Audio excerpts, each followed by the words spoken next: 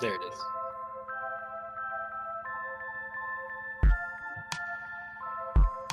You son of a bitch, talking over the intro. God damn it, I hate you, Bill. Motherfucker, Bill, I hate you so much talking over the intro. And then I'm the making me worst. talk over the intro. You're the worst. I'm the worst. Shalom, homies. Welcome to another exciting episode of Stacking Triggers, a podcast for casual spikes like you and me and Mr. Talks over the intro over there. Hi, Mr. Talks over the intro also. Oh my God. Bill, how are you? I'm the worst. That's how I am. It's true. How have you been? Card games hard sometimes. We'll talk about it, but before we get into today's episode, let's talk about what we're going to talk about. And first off, we have Fortnite and card games as per usual every week or every episode. Then Bill, we're going to talk about your Gundam store beta events and how those went, because I still haven't gone. I have one next Saturday, and assuming I don't get off the wait list of another Treasure Cup, I will participate in that. And finally, we're going to talk about RC Portland, as that is, I don't know the full RC schedule, but I believe it's the last RC before Charlotte. So this is going to be like a fairly important one for people like me who are queued for the RC Charlotte that you need to watch out for. But first, Bill, we have a recurring segment. No more. Where are my prizes? Dan got his prizes. It's over. The long national nightmare is fucking over. I'm so happy. I got my prizes. I recorded the whole thing. I did talk over it like I was going to post a video, and then I just didn't post a video. I don't feel like it's that interesting. But they were sealed. They were decent hits, even though they aren't the hits I wanted. That's kind of, I got 2 alt art secret rares. I got like 5. Each box had a secret rare in it. And then I got a wanted treatment, which is like a step below manga in terms of overall rarity. So Nice. They're there. People's Card Shop in Las Vegas, Nevada, do not support in any way, shape, or form with their online tournaments, because it was like dragging. I felt so annoying trying to do it, like trying to get them to do their jobs. And I'm sure they hate me, and I'm sure they never want me to participate in another one of their tournaments. I will for sure never participate in another one of their tournaments. The only time that will happen is if they somehow, for some fucking reason, get access to Treasure Cups and One Piece Regionals. Otherwise, you will not see me for another case tournament at for their store. Yeah. I would maybe, if somebody at home is listening, go ahead and maybe give them some time to establish how they do things. Sure. My problem was the lack of communication. Yeah. It felt like nothing happened until we pressed them to do things. Right. Like, I'm all for patience, but it's also like, communicate. Tell us things are happening. And, if you're able to communicate with people, if you're like, hey, we're waiting on, finalizing shipping information. Hey, we're waiting on finalization of product. Like, we thought we had enough mats or whatever to come in. We didn't. We were wrong. Here you go. Okay. Yeah. If you do that, if you take those kind of steps, I'm willing to give you more grace. It's the fact that there was fucking radio silence, and then the guy in second place reached out to Eggman, who streamed the event, and Eggman apparently reached out, and then they reached out to me saying, "Hey, we said it was shipped. We don't know why it wasn't shipped." Reminder, it took 10 days from label creation to actual shipment date. But they're like, yeah, just in the future, Eggman can't help you with these kind of things. And it's like, is that a threat? What? Are you threatening me? Because I'm pretty sure, based off of this, Eggman has helped me with this. Now, I didn't want to say to them, like, hey, I didn't actually contact Eggman. I was going to. But yeah, so what? Like, were What was even said? Like, So the second I saw movement on the tracking number, I removed myself from their Discord and then blocked the person who I'd been communicating with because I don't want to deal with them anymore. So I don't have access to that conversation anymore unless there is like a way you can access message history in Discord.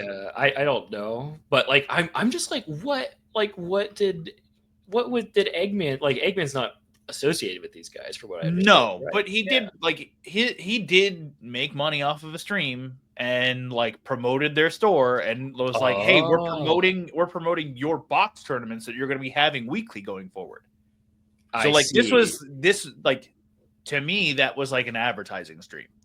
Where it's like, "Hey, we're doing this." And Eggman's putting his name on in front of it too, being like, "Hey, like this is going to be reputably done, blah blah blah blah blah." Right. Okay. That makes more sense now, I think, as to why Eggman was in that. But like, yes, yeah, if they're gonna be like, if he's putting his name on it, then yeah, he should have at least some pull. Yes. 100%. Yeah. All right, but that's it. The National Nightmare is over. It's time to get into Fortnite and card games. Bill, how's your Fortnite and card games been? It's been a lot of standard. It's just been all standard for the past 2 weeks, except for my my Gundam game. Sorry. Yeah. Words are hard. I've been just playing Boris Burn because standard sucks. That's the closest thing to modern, and it actually does fairly okay. Like I've gotten like first, second, and third the past couple of weeks. Because fun fact, if they don't have creatures, or if you don't have creatures for them to interact with, the control decks can't do anything. Yeah, counter magic in standard seems very weak right now. It's not. I don't think that it's weak. It's that everything is creature based, so everybody's trying to just. Like I know there's like that Demir bounce deck or something. I don't know. I don't. Yeah, that much. I'm just aware of it. There's a Teamer Otters deck as well, and that is what has that been? That's like they use this spell called "This Town Ain't Big Enough" or something like that. Sure. And it just allows them to bounce something from your board and their board at the same time. So it's just annoying to play against. And there's a way for them to to go pseudo infinitely wide. Interesting. And it's just annoying. I don't like it. But either way, it is what it is. I just haven't been having a whole lot of fun. It seems also that my store is now doing modern on Wednesdays because another group of people who were doing the modern stuff and only wanted to play standard as a breakup until the One Ring got banned started playing on Wednesdays, and nobody has made official announcements anywhere. There's no official channel. Hey, it's almost like the store should have been in charge of this the whole time. Yeah. And not pushed it back on the players. Yeah. We should not have been given the prerogative to self-organize. Yep. Yeah, because I don't know. Like, I even ran like, hey, let's change things up a bit. I ran that by the owner, and he was just like, mm-hmm. Yeah, you're not fostering a very good community if you're not officially supporting things. So. Store owners figure it the fuck out. Yeah, like I'm kind of over it. Like they had a store championship today, and they're like, "Are you coming to the store championship?" I was like, "No, no, I am not. Thanks." Yeah.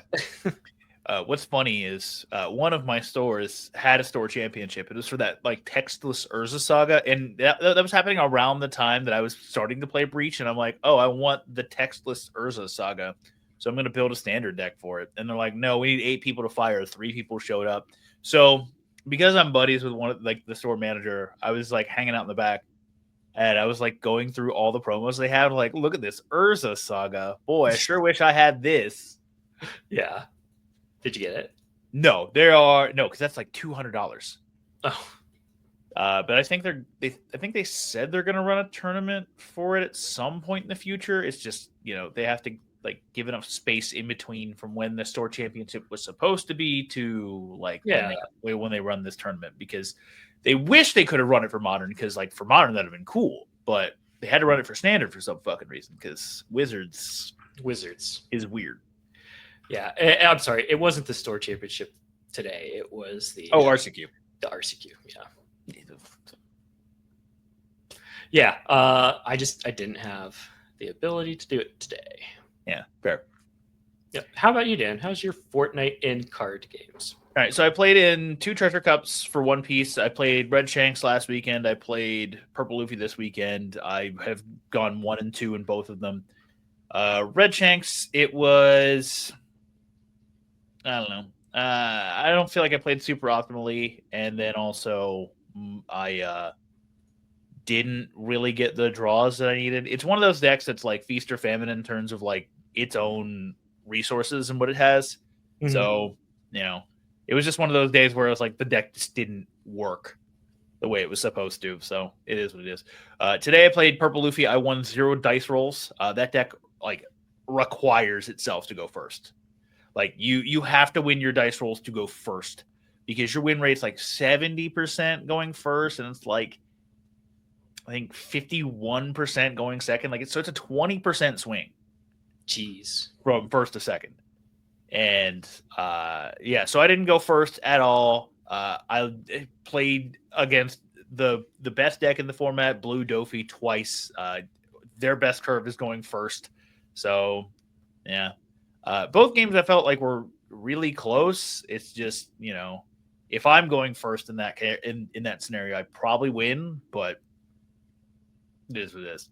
Yeah. So, if I get in the next week's Treasure Cup, I'm going to play Black Lucci, because currently, like the best decks in the format are like really weak to that deck, except for Blackbeard and Black Yellow Luffy, and like I don't really expect to play against Black Yellow Luffy until top tables, and there I'll be like I'd be glad to take like hits from Lucci players or from Black Yellow players versus like early tables. It's like I've never seen a Black Yellow player in like the tables I'm at, so I feel relatively comfortable saying like early wise I can probably play Lucci and do fairly well.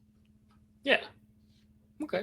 After Magic, I played only one time in this fortnight. I felt sick the prior Wednesday, but this Wednesday I went and I played Breach.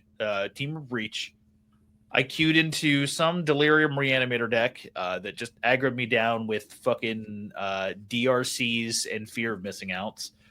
I was 1 turn off from comboing them in game 1, and then in game 2 they hit me with double Surgical Extraction, double Meltdown, and I'm like, I can't. No one beats this. Like I have to like immediately combo off in order to beat this, and I didn't. So then I played against Prowess, and Prowess, I won game 1. I comboed them on turn 4, and then proceeded to never get close to comboing again. And in all my losses, I knew that like my hands were my keeps were like super loose, and they didn't have like many pieces of the combo, if any. So I was like, well, I'll get there. This is kind of a mid-range deck, and I've been playing it like I had been playing with like the One Ring, where it's like, hey, if I top deck the One Ring, I kind of just can win the game from that spot. So, but I'm playing it like that, but I don't have that card, which like broke the deck. Like, I don't know. I Mox Opal made the deck more explosive, but like the One Ring made the deck like insanely consistent, like ridiculously. Yeah, consistent. I can see that. To the point where like I felt like you could make several mistakes throughout the game and be unpunished so long as you saw the One Ring. Now you have to like actually play very clean. So yeah. And then I played Titan in the O2 bracket. They had a very loose keep game 1, and my keep was The Fabled. I had to tell you guys about it in our little personal Discord, but It's let me fantastic. find what it was. Okay, so it's turn 1, opening hand. It's Mox Amber, Mox Opal, Mishra's Bauble, Preordain. I find a Tameo off the Preordain. I also I bought them 2. One of them was an Urza Saga because I'm like, well, this doesn't do anything. Like this Urza, like I have nothing else. I have no other action in my hand. So like Urza Saga doesn't do anything. So I'm just gonna bottom this card. So I draw a Tameo. I'm like, okay, well I can't play this, so I'll pass. And then go, all right, Emery, Tameo, go. And then proceed to like my opponent like kind of dirtles around, doesn't do very much. They have the wrong. They say they have the wrong bounce land, and I'm like, okay, sure. It's turn 5, and I'm like, okay, I've rumbled enough to where I can, I have a grinding station in the graveyard, so I'm gonna go for it with my 2 Underworld Breaches in hand. So I go Underworld Breach. Mind you, at this point, I still have not made a land drop. I am still on 0 lands at this current moment in time. Yeah. I go Underworld Breach. They go, all right, and I had a second Mox Opal in hand. And what I should have done was like tap the Mox Opal for red, play the new Mox Opal, and then played Breach. Because like they hit my Breach off of the grinding station cast. I don't know. There was a reason why I should have done it. Like, this was loose. But it didn't matter. Because they go beside you by Breach, and I'm like, okay, I'll get this mountain. Underworld Breach? And I'm like, yeah. And I'm like, okay, you're dead now. Fantastic. You're dead. Sorry. I hate to say it, but no land keep. No land keep. Which like that's so gross. That's so disgusting, dude. It's bad. That's disgusting. Yeah, I 2-0 that matchup. He's not particularly great at Amulet Titan right now, but so like I'm not like he'll get better. It's fine. He'll get better, but like it's not like one of those matchups. It's not one of those where it's like I'm fucking so much better than the Amulet Titan. No. It was just like I wanted to talk about my no land fucking keep 7. That's fantastic. I love that. It's very egregious. I don't know. So like between games is standard because for some reason like we do have a couple new players and their games always take like till time. They're so slow and yep. I'm sorry, but they are. But like it's funny because I was able to get in against a game of Titan with Hollow One and I still won. Nice. on a 1 land keep. Yeah. 1 land Burning Inquiry. Oh my god. Yeah, that'll do it. And they had a mold of 5. Yeah. All right. Well, that's it for my Fortnite and card games. Bill, it's time to talk about your big thing that you did. Gundams. It's the Gundam Store beta event. Talk about it. I was so excited for this beta event. I could only get into one because there were a total of 6 stores in my area that did it, and 3 of them decided to do it all on the same day. Yep. Don't know why everybody had to do it February 1st. But I went. It was fun. The store was very, very like, hey, we're going to do this exactly as Bandai told us. So they charged $70 for the box. They charged MSRP. They didn't make any more money. So I definitely threw them a couple bucks by buying like sleeves and drinks and stuff while I was there. And then it was they started it off saying we were going to have 50 minutes to build a deck. And then like 30 minutes in, they're like, oh yeah, we just read the rules from Bandai. This is like open play event. So yeah, we're going to do that. So like everybody then just like was like, well, whatever. I'm just going to take my time now and make my deck. Yeah. I would have much rather had a tournament structure, because I didn't know anybody at this store. This is a store I never go to. Yeah. And yeah, it would have been nice just to have like even if there was no, like, I think it's because there was no prize support for the event I that see. they didn't want to do a tournament structure, like them being Bandai, right? So I think that's maybe why. But at the same time, I would have rather had that because it would have given me a better idea of like how to play and what other people were doing. Isn't the promo like a Hero Yui resource? Mm-hmm. Okay, It is. so here's what they could have done. They could have just had a Hero Yui resource that had a winner stamp on it, like they do for One Piece. They could. Boy, how awful would that be? Not at all. No, not at all. But they probably didn't think that far in advance when they were putting the beta event together. Which, like, they've done so many card games at this point. Like, they need to get it together. They need to tighten up. Yeah. But I'm not faulting the store for following the policy. No, that's not the store's fault. I think that's a very lame way to run your event. Yeah. There was also an extra box. Because apparently one person just didn't show up. I don't know why. Oh, that's fun. And they couldn't do anything about it. Because like they're like, well, we don't want to sell it. Right. Because that's against the rules. And we don't want to be kicked out of this fun card game. True. Yeah. So I don't know. Either way, I got to build my deck. It was fun to build. The cards are like, compared to Magic, like I am just in awe at the quality of the cards. All the colors are vibrant and great. Nothing feels flimsy for it being a card. You know, they feel like very rigid cards. I ended up building a blue-green. Was it Breach? I think. Yeah, something like that. Yeah. It was like a blue-green Breach deck. And I played against one person because it was like 4:00. I had only played once, and I was like, "I'm leaving." Yeah, that's so stupid. I was here at noon, and I've only gotten to play one game. Yeah, Panda, you need to fix that. There should have been a tournament structure, because. Yeah, like I asked, like the people I sit next to, they're really cool, but they came in a group. There's another group of people in the store who came kind of all together for the event.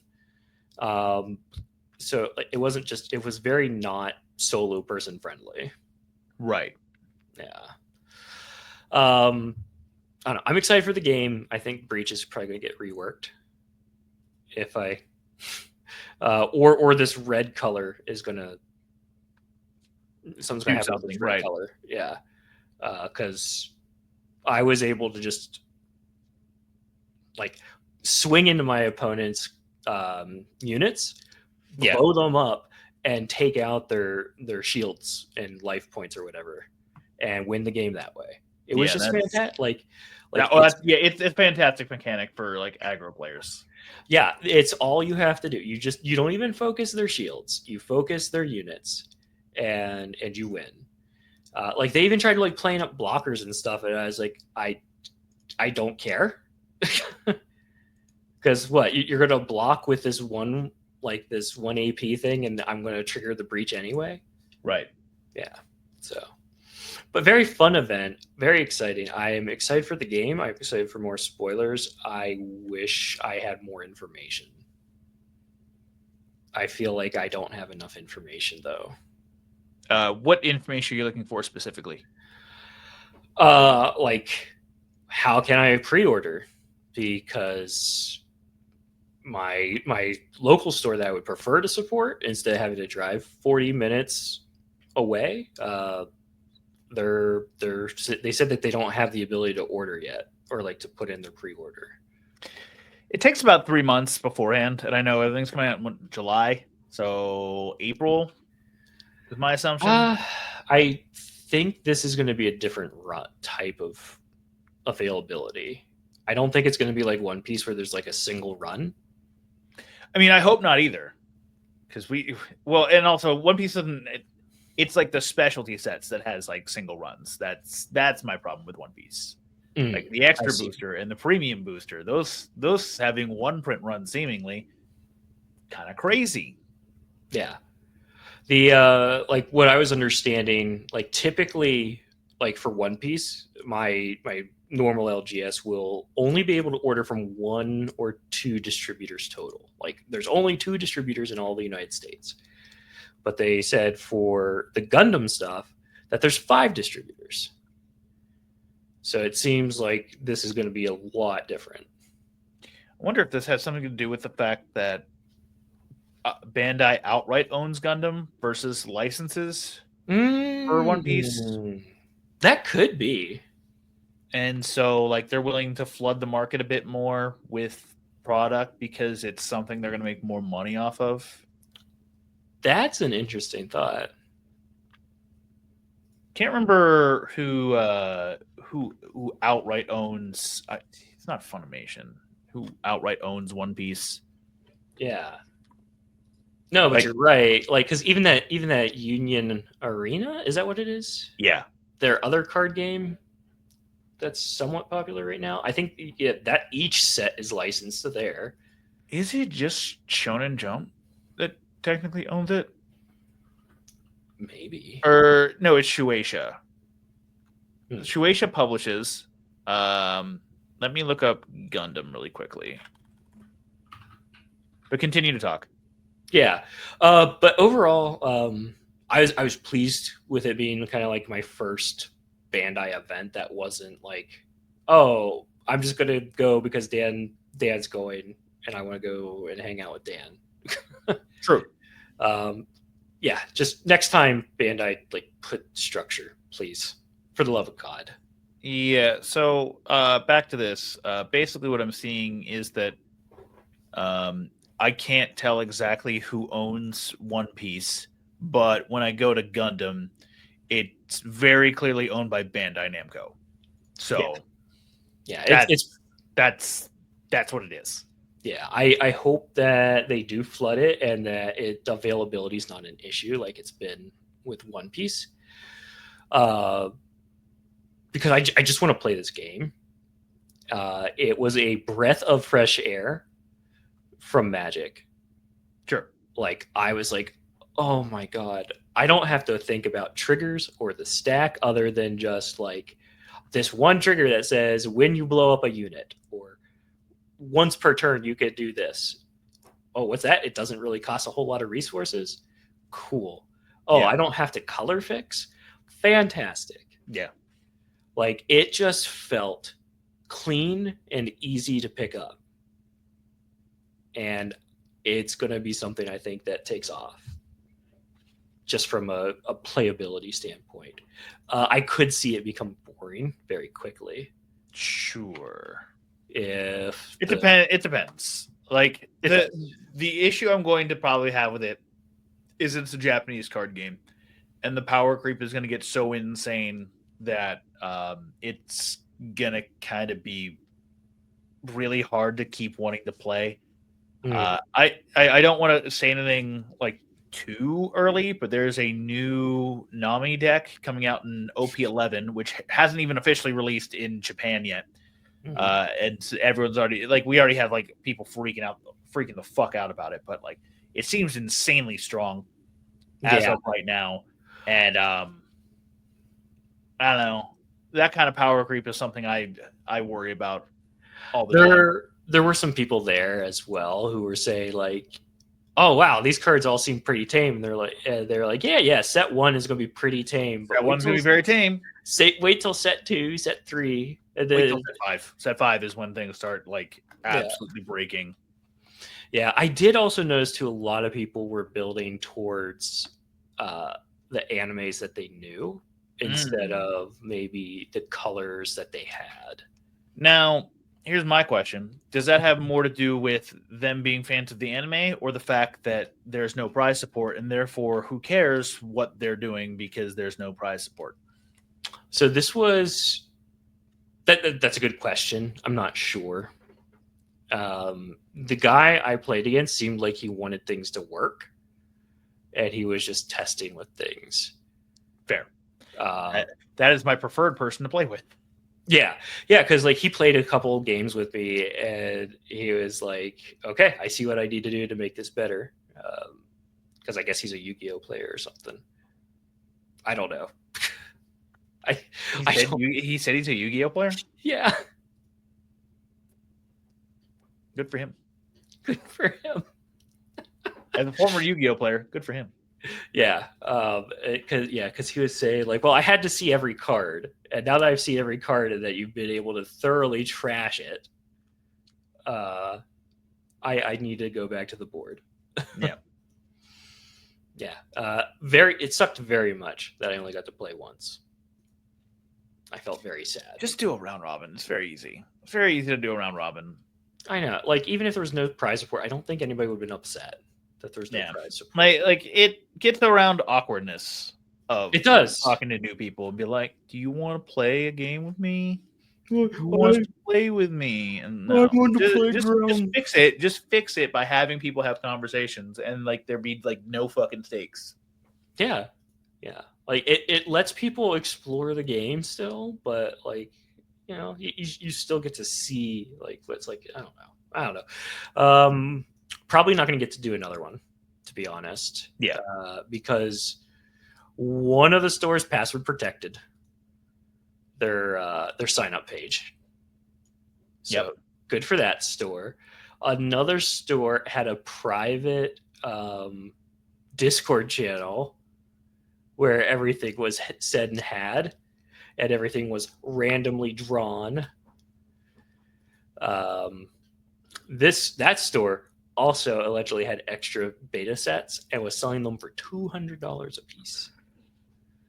If you want to name and shame, now is the time. But I think if it's the store I'm thinking of, you probably don't. I do not want to name and shame. No. Yeah, if it's that store that I'm thinking of, I understand why. I don't want to name and shame because I don't want to name and shame any stores because I don't know what store might end up being just the store to go play Gundam, right? That's also fair. Yeah. So, like, I'm very upset, and I will keep all those things in mind when I see things starting to happen with the game. But we'll see what happens. Overall, very happy. This segment probably went too long. A little bit. All right.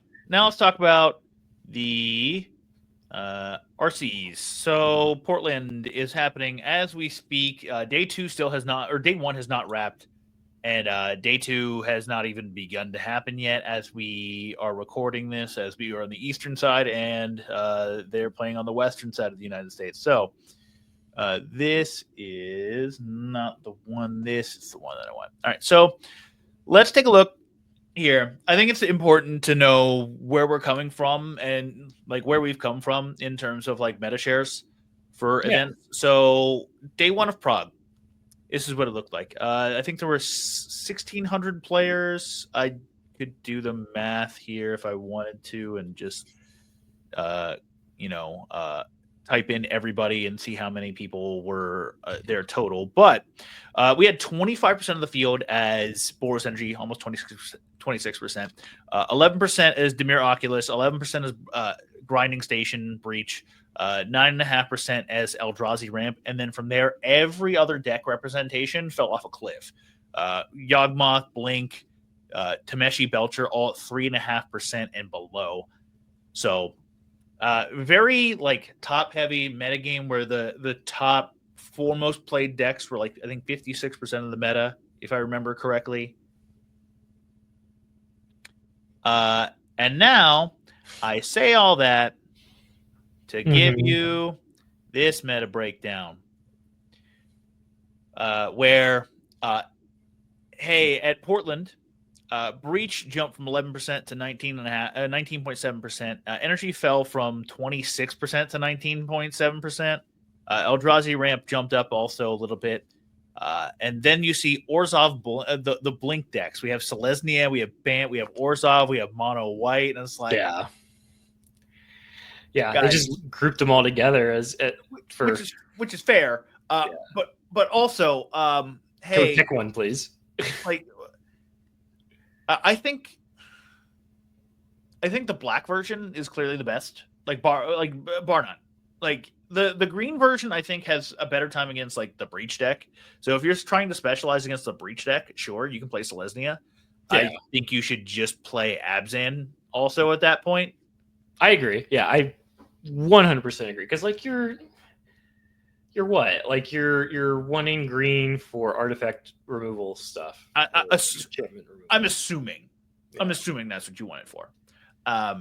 And then Demir Oculus falling all the way from 11% to 5.5%. It looks so. Actually, Bill, what I'm seeing here is it looks like numbers are relatively the same in terms of overall players. Overall, there was like, hold on, where is it? I just had it. It's like 1,090 or something like that. Sure.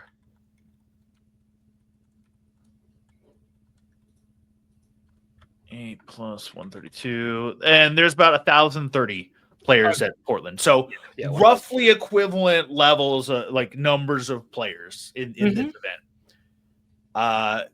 It's interesting because like you see things like Amulet Titan that went up in terms of like its share in the meta game. It was like 2.5% in Prague. It's double that in Portland. I'm guessing because Murktide's meta share fell. Like that is like its apex predator. I would say. Breach increasing doesn't shock me at all. No, not at all. Like it's a very difficult deck, but like it reminds me of Black Yellow Luffy in One Piece, where it's like it's a difficult deck to get going, but once it gets going, it's very difficult to interact with and actually then beat.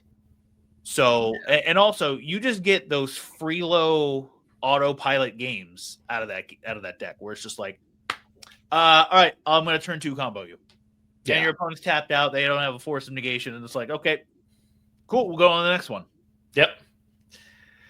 Yeah. You want to see the top? You want to hear what the top eight is right now after round 6? Sure.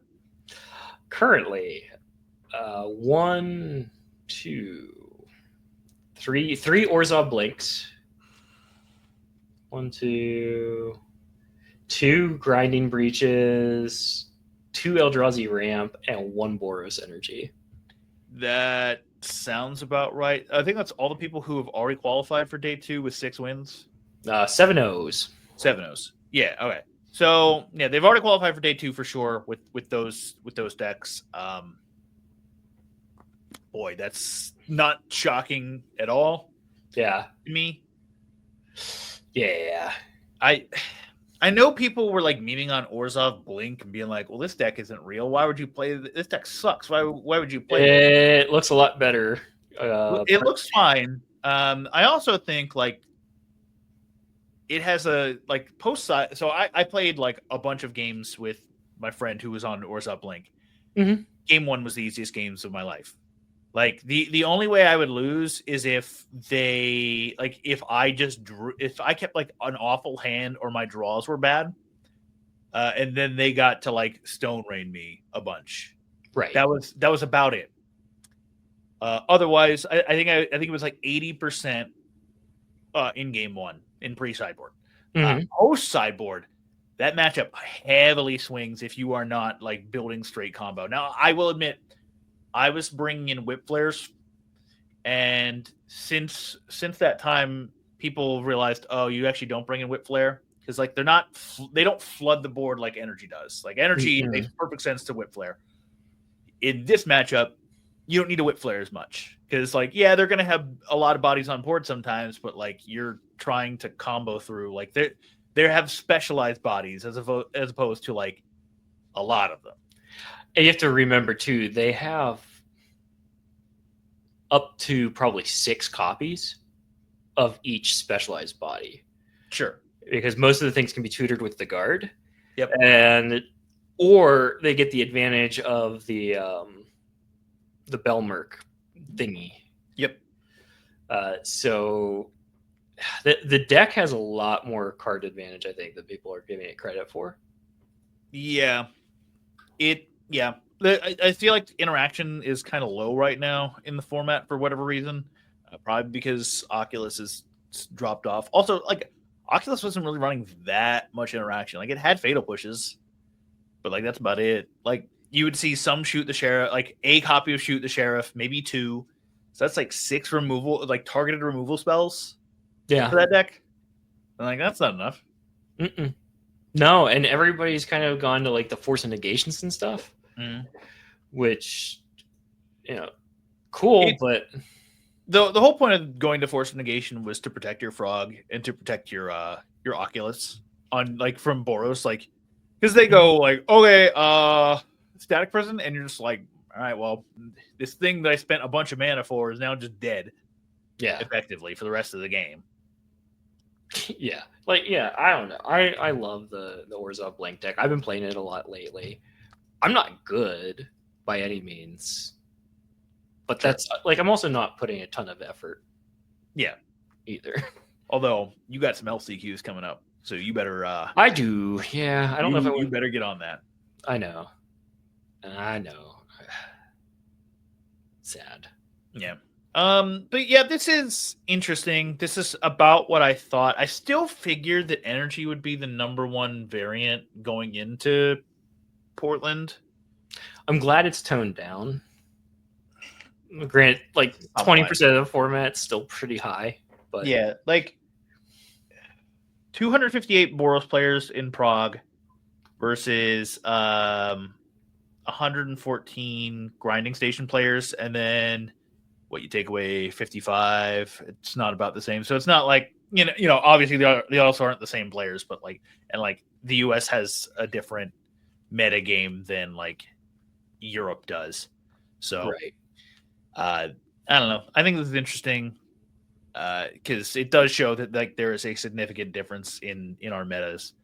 And also that I have to learn some fucking breach mirrors, and I have nobody play breach mirrors against because I don't play MTGO because I don't like that whole system, and I kind of only want to play in paper. I'll have to see if I can put breach together. I think I have it, except for maybe a Mox Opal or Amber. Really? Well, you only need 3. 3 Ambers? Yeah. I only have 1. Oh. Why? I can't. Because I have 4 opals. Oh, well, no. Well, here's the thing. Like, Bill, how often do you get to go Bobble, Amber, Opal, play Emery? All right, play Preordain, go. Oh no, that was the line I did. So it was Bobble, Opal, Amber, play Emery, Preordain, and then Hedge Maze, then Preordain. Yeah. Dump my whole hand on turn 1. Do it. Some legacy shit. It was great. Yeah. I am predicting there's going to be a breach deck that wins. You think breach is going to win? Yeah. I'm going to be intrigued to see if breach wins. I'm predicting a breach win on that. Eldrazi ramp also. I hate playing against Eldrazi ramp so much. I think you have a bad matchup into it, like as Blink. I could be wrong. It depends on what they do.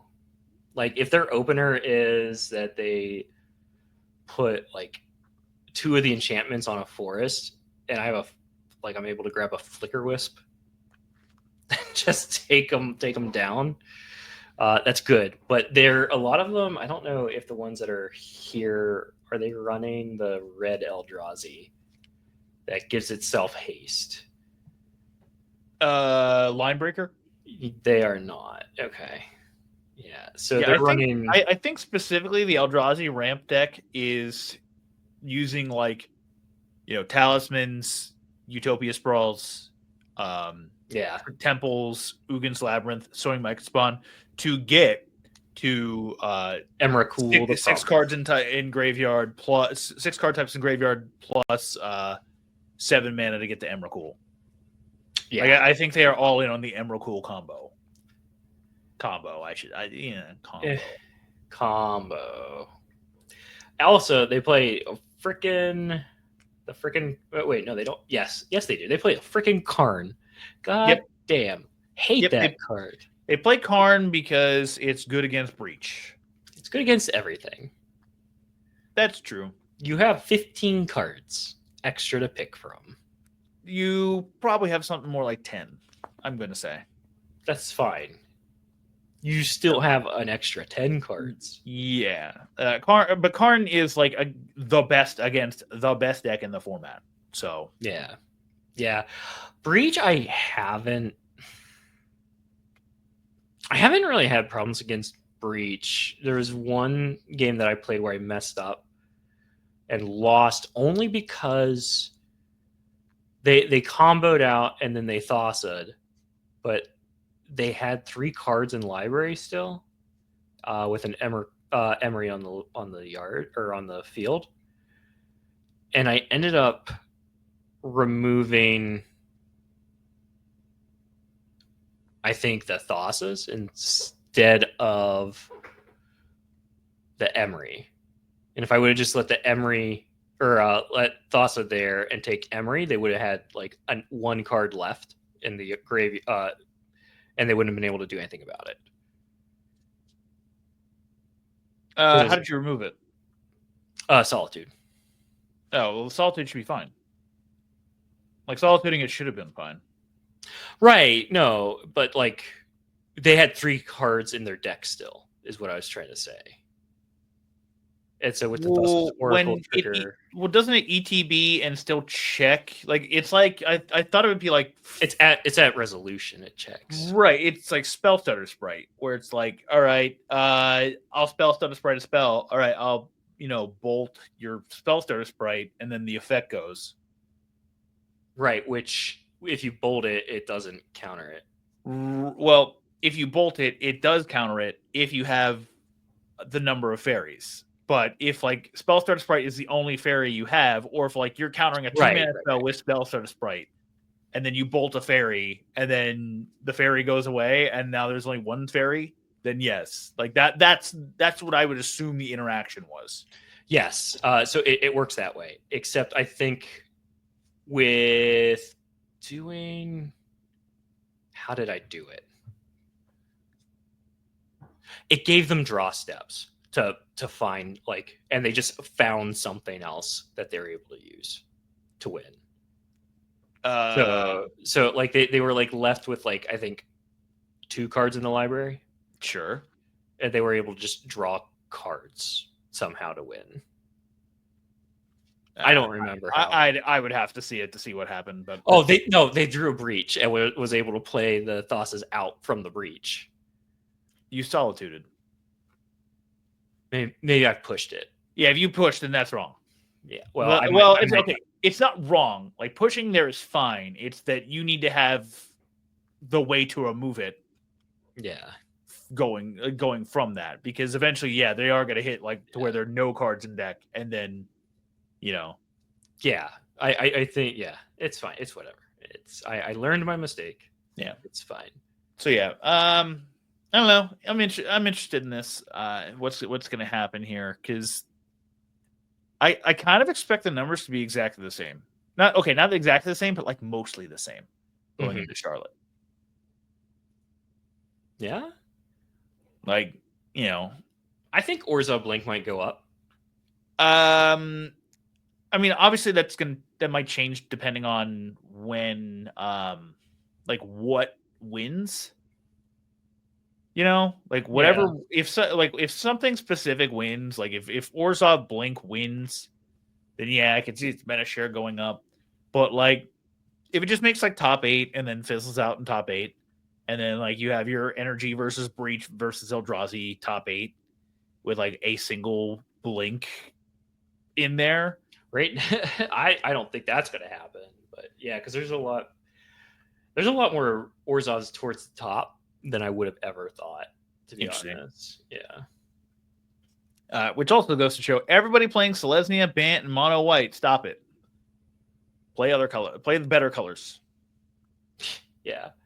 Oh, look at this one Jeskai control player down at number 22. Uh-huh. Let him go. Let him go. I think Jeskai control actually has a decent time in a breach, and also a little bit into Blink. They do if they can get it to fairy down, because the Blink decks have a hard time actually dealing with it, other than just like getting a creature out that has flying. And there's very few cards in that deck that have flying on them. More than you think. There's Flicker Wisp, which is a 3/1. There's White Orchid Phantom, which is a 2/2. And then there's these magical cards that Jeskai Control runs. It's called Flage and Galvanic Discharge. That's true. Yeah. There's also Aven Interrupter, though. That one I could see being good in that matchup. Mm-hmm. Yeah. Yeah, that's the other one with flying. But yeah, I'm excited to see who kind of wins. I'm excited to see where my buddy ends up from my LGS. He's on Titan right now, so we'll see. Yeah, I'd actually have to look and see where everyone is from that I know that is going to be there. There are certain people that I really, really hope they are losing. Oh boy, he's 5'2" right now. All right, well, My buddy, he's slowly fighting back. He went 2-2. I'm sorry, yeah. His first 4 rounds, he did. What did he do? Eldrazi Ramp, Domain Zoo, and then he had 2 grinding breaches back to back. Yeah, that's a fine match. No matter what, that's a fine matchup for Grinding Station. Yeah, I think it goes either way. Honestly, it is who can combo faster, but generally, Grinding Station can most of the time combo them faster. Yeah, and then but he's been kind of winning ever since, though. He's 5'2". What do you have to do to go to game day 2? At least 6 wins. Oh, nice. Okay, yeah, he's. What do they play to today? Because this is should be 9 rounds. They're on round 8 right now. Yeah, it should be 9 rounds. Okay, Nito Burrito.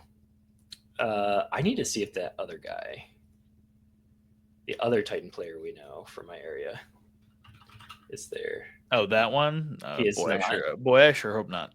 He is not there. Which means he's going to Charlotte. It's going to be a very smelly room. Heyo. All right. Bill, anything else you want to talk about with the RC? No, nothing. I'm good. I there's nothing really, I think, to talk about until the end, right? True. So we'll see. Yeah. All right. Well, let us know what you think of the RC and what you think will win and what you're hoping to win, or at least what you're hoping to will do well in the tournament. Also, let us know if you've been participating in the Gundam store events and what you think of them. And if it's your first Bandai card game, welcome. It goes only down from here. No. Yeah. But yeah, that is the show. So thank you for listening. Thank you for watching. Do all the YouTube good stuff like, comment, subscribe, all that stuff. Follow us on your podcast app of choice. And until the next time, this is Dan saying, keep calm and spike on. You want to talk over the outro? There's no outro, but do you want to talk over that too? Oh, there it is.